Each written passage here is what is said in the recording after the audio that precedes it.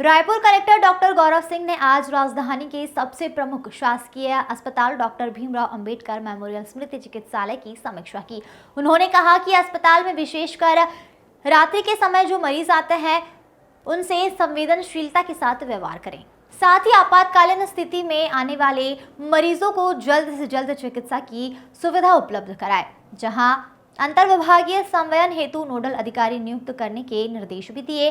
साथ ही लोक निर्माण विभाग को सीवरेज समस्या का निदान करके ड्रेनेज लाइन बनाने को कहा। उन्होंने कहा कि ओपीडी में आने वाले मरीजों के लिए टोकन सुविधा या ऑनलाइन सिस्टम की सुविधा की जाए। डॉक्टर सिंह ने कहा कि सफाई व्यवस्था के लिए नोडल अधिकारी नियुक्त करें। नगर निगम के साथ समन्वय स्थापित कर परिसर की साफ सफाई की पूर्णतः व्यवस्था बनाई जाए। साथ ही उन्होंने सीवरेज की समस्या को दूर करने के लिए लोक निर्माण विभाग को प्राक्कलन तैयार कर तत्काल कार्यवाही के निर्देश दिए।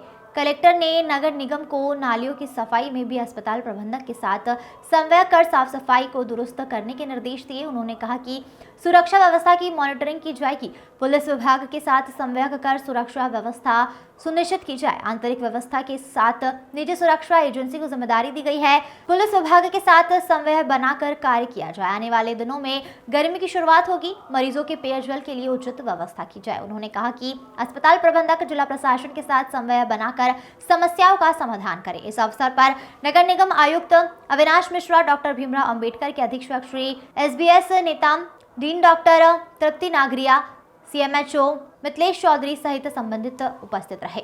Bureau report.